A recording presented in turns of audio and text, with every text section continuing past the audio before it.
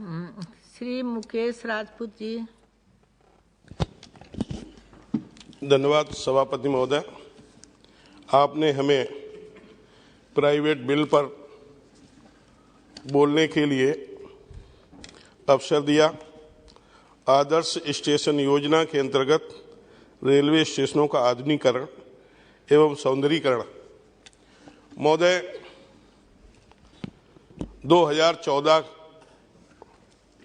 में माननीय नरेंद्र मोदी जी की नेतृत्व में जो सरकार बनी, उस सरकार के माध्यम से देश के अंदर रेल मंत्रालय के द्वारा अभूतपूर्व परिवर्तन देखने को मिलेगा। मैंने देखा है कि हम लोग कभी भी कहीं रेल से जब यात्रा करते थे तो रेल पर मैं देखता था स्टेशनों पर गंदगी के अंबार लगे रहते थे। दोना हो, पत्तल हो, थूकदान में, पीकदान में कितनी गंदगी होती थी। एक बार देख के मन घबराता था। कहीं टॉयलेट भी जाना होता था तो वहां पर भी जाके काफी देर तक दिमाग से वो गंदगी नहीं निकलती थी। आज हिंदुस्तान के किसी भी आप स्टेशन पर जाइए तो आप स्टेशनों को देखकर ये लगेगा कि हमें अपने घर से भी अच्छे वहां टॉयलेट मिलेंगे, इस घर से अच्छे वहां के प्लेटफार्म मिलेंगे। कहीं पर भी आप पूरे स्टेशन पर घूमिए, कहीं पर आपको कोई गंदगी नहीं मिलेगी। यहां तक कि रेलवे लाइन के बीच का जो स्थान होता है वहां पर भी बाकायदा सफाई मिलेगी, ढूंढने से भी गंदगी नहीं मिलेगी। ये अभूतपूर्व परिवर्तन आया है। इसके लिए मैं आपके माध्यम से अपने देश के यशस्वी प्रधानमंत्री का भी आभार व्यक्त करता हूं और जो हमारे मंत्री जी हैं उनका भी मैं आभार व्यक्त करता हूं। महोदय, यही नहीं, ये तो इस स्टेशनों पर साफ सुथरा हुआ है, यहां तक कि यात्रियों की सुविधाओं के लिए मैंने देखा है कि जो प्लेटफार्म जीट छीट थे, कहीं उसका टीन सेट टूटा हुआ था, बरसात का पानी पूरा का पूरा प्लेटफार्म पर आता था, लोगों को बैठने के लिए बेंचें नहीं थी, यात्रियों को ठहरने के लिए स्टेशन पर कोई व्यवस्था नहीं थी। इन सब में भी अभूतपूर्व परिवर्तन आया है। महोदय, देश के अंदर लगभग 8000 स्टेशनें हैं। उन 8000 स्टेशनों में मैं देखता हूं जिस तरह से पूरे देश के लोग यात्रा कर रहे हैं, ये अपने में एक कीर्तिमान स्थापित करता है। लगता है कि जब हम लोग स्टेशन पर जाते हैं और रेल में सफर करते हैं तो एक चलता फिरता भारत दिखाई देता है। जिस तरह से यातायात के साधन हो या माल ढुलाई का माध्यम हो, वो सबका सब रेल विभाग से ही हो रहा है।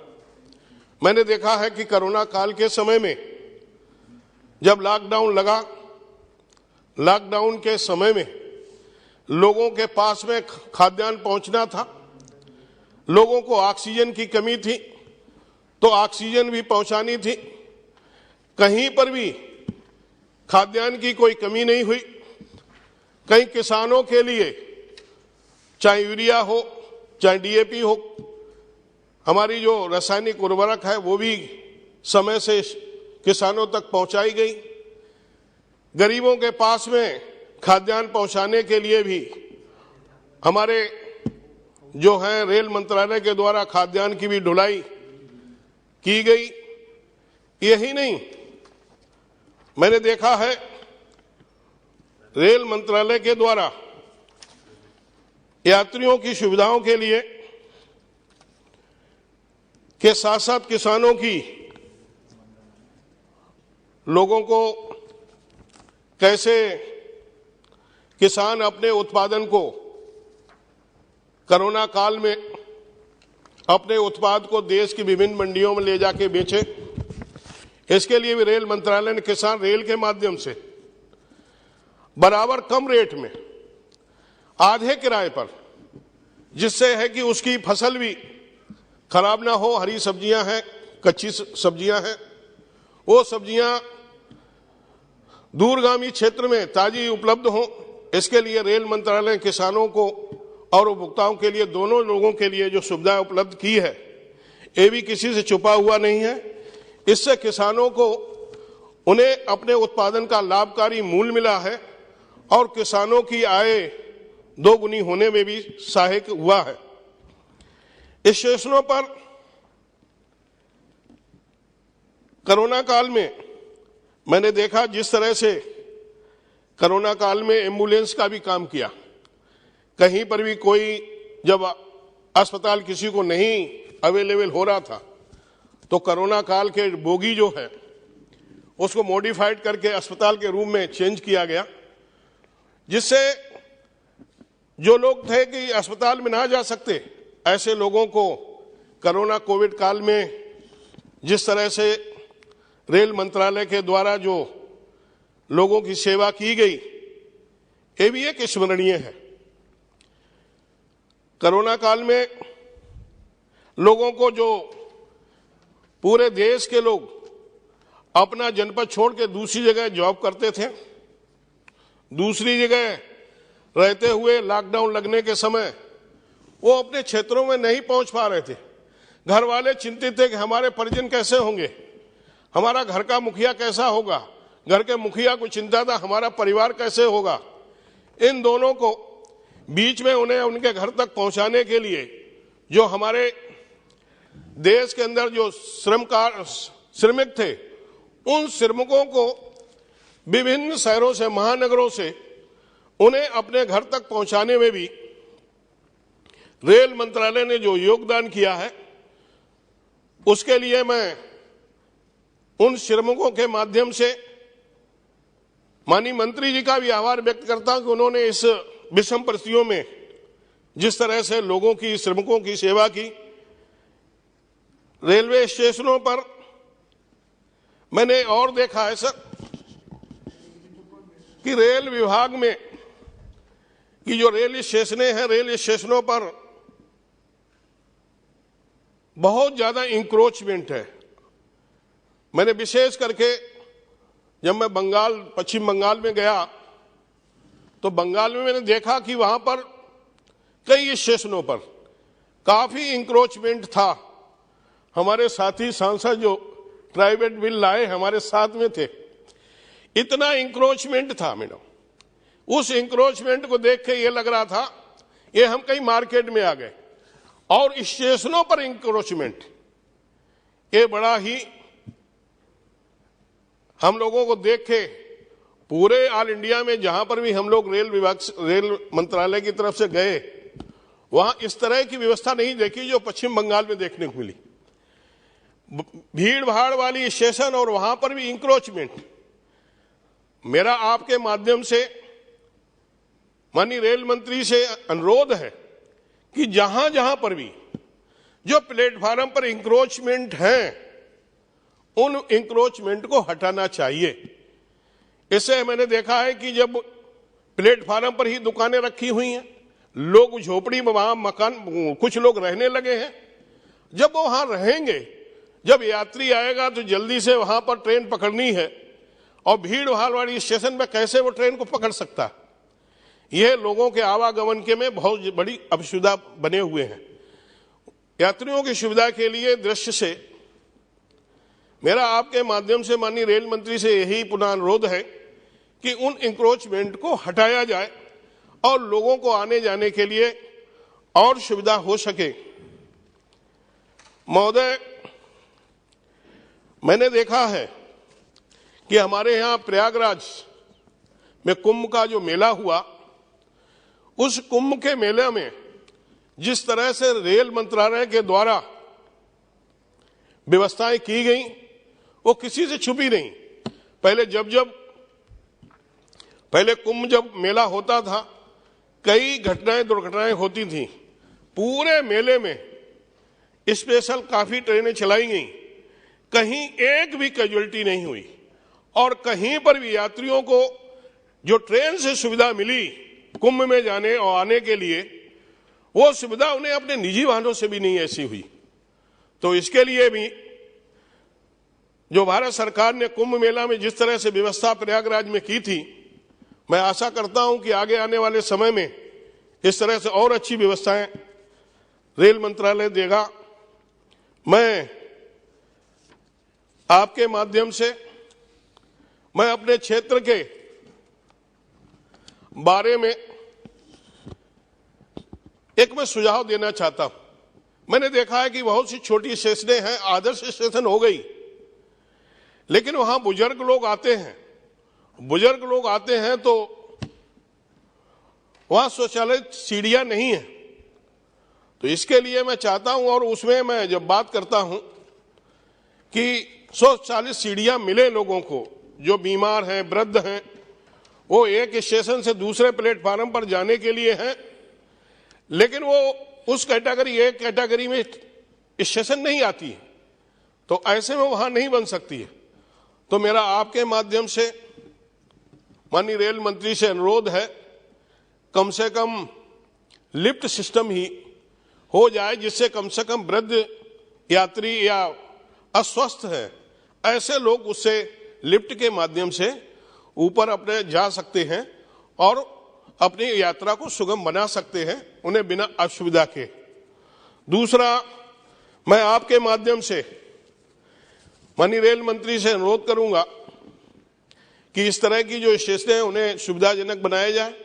दूसरा, और मैंने देखा आज से 30 साल पहले, 40 साल पहले कुछ स्टेशनें काफी डेवलप थी, लेकिन वहां धीरे धीरे सुविधाएं ना मिलने के कारण कुछ स्टेशनें प्राइवेट कर दी गई, वेंडर को स्टेशन दे दी गई। तो वेंडर के हाथ में जब स्टेशन चली जाती है तो वहां सुविधा वेंडर के हाथ में आ जाती है। महोदय, आपके माध्यम से बताना चाहता हूं कि वहां वेंडर कोई भी यात्रियों की सुविधाओं पर ध्यान नहीं देता, लेकिन जब और यहां तक कि सुविधाओं का ना ध्यान दे, यहां तक कि उसका प्लेटफार्म टूट गया, उसकी छत टूट गई या उसके टॉयलेट खराब है, इन सब की देखरेख ऐसे जो हैं जहां वेंडर्स को भी स्टेशन दी गई है, तो उसकी भी देखरेख मॉनिटरिंग करने के लिए रेल मंत्रालय को अपनी देखरेख में करना चाहिए। क्यों, यात्री तो यात्री है, यात्री को सभी जब वो देखता है कि बड़ी स्टेशन में हमें ये सुविधाएं मिल रही हैं और हमारे गांव की स्टेशन यहां पर है तो इसमें कोई सुविधा नहीं मिल रही है, तो ऐसे में बड़ी उसे अपने के अंदर ये लगता है कि वो देश, वो भी हिंदुस्तान है और ये भी हिंदुस्तान।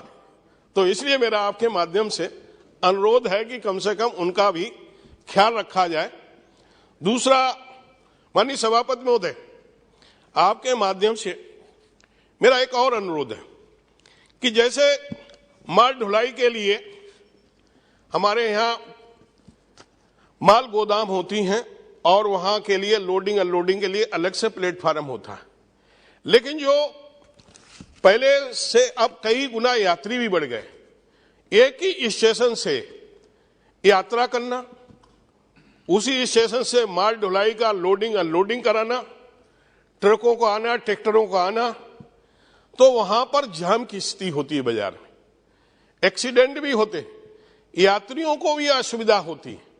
मेरा आपके माध्यम से छोटा सा एक और अनुरोध है कि ऐसे जहां पर माल ढुलाई, चाहे वो खाद हो, चाहे सीमेंट हो, चाहे अनाज हो या फल हो, सब्जियां हो, इनकी जहां जहां बड़ी मात्रा में लोडिंग और रेखें आती हैं, रेखें जाती हैं, वो वहां से शहर से लगी हुई जहां पर हमारा माल ढुलाई की जो स्टेशन है, उस माल ढुलाई के स्टेशन को थोड़ा सा 10 किलोमीटर या 15 किलोमीटर की रेंज में जहां पर भी हमारे रेलवे विभाग की जमीनें हैं और आने जाने में सुविधा है, ऐसे स्टेशनों पर माननीय मंत्री जी उनको जमीन को उस पर हम माल ढुलाई के लिए वो स्टेशन को डेवलप करें। और वो ढुलाई से क्या होगा कि हमारी ढुलाई भी टाइम से हो जाएगी और हमारे वहां के स्थानीय लोगों को भी परेशानी नहीं होगी, और यहां तक कि जो यात्रा करने वाले लोग हैं उन्हें भी किसी तरह की कोई प्रॉब्लम्स नहीं होगी। ये मैं सभापति महोदय आपके माध्यम से मैं माननीय रेल मंत्री से अनुरोध करता हूं, ये जनहित में ध्यान रखे, यात्रियों के हित में ध्यान में रखते हुए इन चीजों को अपने सर्वे करा के उसे ठीक कराने का काम करेंगे। माननीय सभापति महोदय, आपके माध्यम से मैंने कई बार माननीय मंत्री जी का ध्यान आकृष्ट किया है कि हमारे यहां फर्रुखाबाद और कानपुर के बीच में हम लोग जब ट्रेन से दिल्ली आते हैं तो हमारे यहां कालिंदी एक्सप्रेस ट्रेन चलती है और वो ट्रेन दिल्ली तक आती है, और दिल्ली वो आती है तो एक तरह से पहले कानपुर से फर्रुखाबाद आएगी, फर्रुखाबाद से मैनपुरी, टूंडला, फिर अलीगढ़, फिर दिल्ली आती।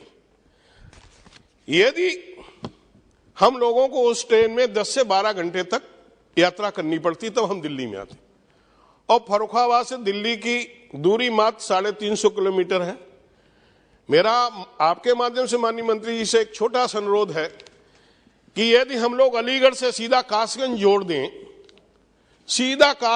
दें, मात्र 52 किलोमीटर नई रेलवे लाइन बिछानी होगी। रेलवे लाइन प्रारंभ हो जाएगी तो इस वजह से तो हमारी जो ट्रेन हमें लोगों को 10 से 12 घंटे में सफर करना पड़ता है, वो समय घट के मात्र 4 घंटा रह जाएगा, या 5 घंटा, 4 से 5 घंटे में हम यात्रा कर सकेंगे।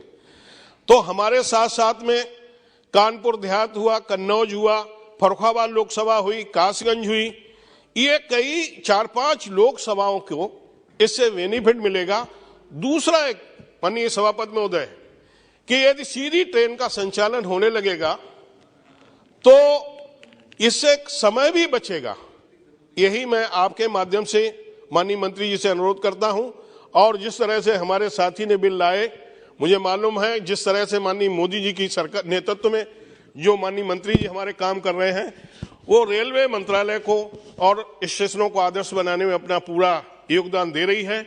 जो पिछली सरकारों ने नहीं किया वो इन 8 सालों में हुआ, और आगे भी जो शेष काम होंगे। इन्हीं सब बातों के साथ आपका पुनः बहुत बहुत आभार, बहुत अच्छा, धन्यवाद।